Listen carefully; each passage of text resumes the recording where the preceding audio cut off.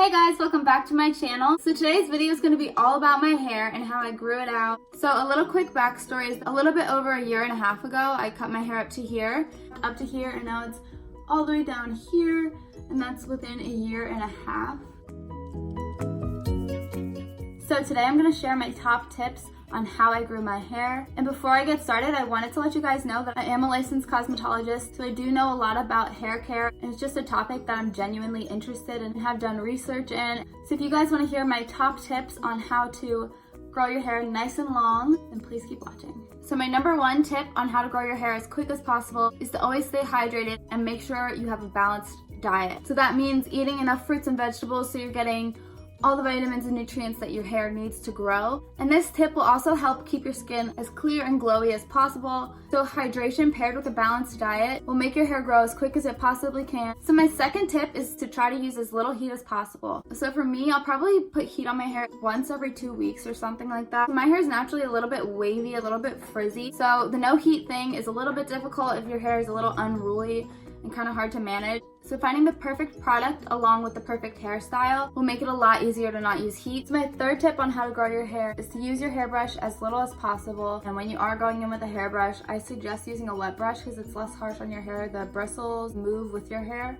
so it's not just tugging through it. It's a little bit more gentle on your hair. Another thing to go along with this tip is that I would suggest brushing your hair before you get into the shower because your hair is actually the most fragile when it's wet. So definitely get the majority of the knots out before you actually get into the shower. And then when you're actually in the shower, your hair is nice and detangled, so you don't really have to go through it too much. When you get out, if you need to brush a little bit, it won't be as knotty as it would have been if you would have just not brushed it at all going in. So definitely brush your hair before you get into the shower. It's gonna really help with not breaking your hair or damaging it. So my next tip is to wash your hair as little as possible. The less you wash your hair, the healthier your hair is gonna be. I can go like 4 days without washing my hair, which might sound gross to some of you, but I use dry shampoo and I just put my hair up in a bun when I'm taking a shower so it doesn't get wet, so I can just wash my body because I work out almost every day, and yeah, that would be pretty gross. But you want to let your hair produce the natural oils that come with not washing your hair every day. So letting your hair just build its own natural oils is going to keep your hair hydrated and healthy and growing, so you don't have to trim your hair as often. So definitely try to train your hair to not have to be washed every single day. So my next tip is to try to find a clean shampoo and conditioner. So for me, that means sulfate-free, paraben-free, alcohol-free, and that is a lot to look for. So what I would do is the next time you're at your hairdresser, ask them for any suggestions on nice products they know that are clean and won't really dry up your hair or damage your hair. Literally, when I switched over to, I use Diva Curl, and legitimately within the week, I noticed a difference in my hair, like the moisture, because I actually have really dry hair on the ends. But when I switched to the right shampoo and conditioner, it was seriously a game changer for my hair because, like I said, my hair gets really dry. So if I'm not using the right products with the right ingredients in them, my hair will get really dry and honestly break off. So that's not very helpful when I'm trying to grow my hair.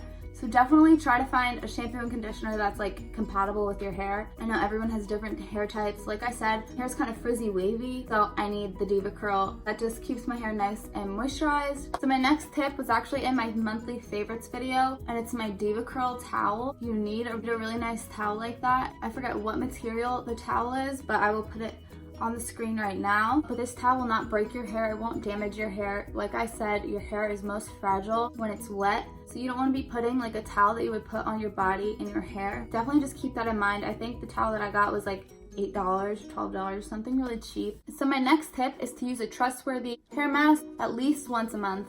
Well, a really good one is to literally just use coconut oil as a mask. So I'll just put it through my hair and let it sit there throughout the day, shampoo it out and condition as usual, as well as the Olaplex mask. I forget what number it is, but I'll put it on the screen right here. The Olaplex mask actually puts bonds back into your hair. Really ideal for people who lighten their hair like me. I love that mask because I feel like it's like sealing my cuticle back down, because obviously when you lighten your hair, you're damaging your hair. So definitely get that mask if you guys lighten your hair, or even just do anything chemical to your hair. I definitely suggest Olaplex. It's a great brand. So another tip that I have is to put some oils in your hair. I love the Moroccan oil. Like I said, coconut oil, but I wouldn't do that for everyday use. I know Kenra has a nice oil. Just find a nice oil that you can like put through your ends to keep them nice and strong, looking hydrated and feeling hydrated. So my next tip is just to sleep with your hair in a loose braid. So I'm just gonna show you guys how I do this. And I do this almost every night. I wake up with like pretty waves. Ideally, you want to put a scrunchie at the end because in my opinion, that's the least damaging. And your hair, like I said, will wake up nice and put together, so you won't really feel the need to put heat on it. But that's actually just a really smart way to sleep. It's least damaging. So my next tip is to get frequent trims. I'm trying to do it like once every 3 months. I went a long time without trimming my hair and ended up needing to cut off like 3 inches because I was just like being stingy about it, but the ends were not good. I ended up cutting off 3 inches and it started growing so quick after I did that. So I just wanted to put this tip in just to emphasize the fact that trims are actually so important for your hair. Whether you're trying to grow your hair long or keep it short, if you guys have split ends, you're gonna need to trim them off because the longer you wait, the worse they're gonna get. If you guys don't know the way a split end works, literally the end of your hair looks like this. The longer you'll go without cutting it off, the shorter up the strand the split goes. Like let's say this little strand is split and dead.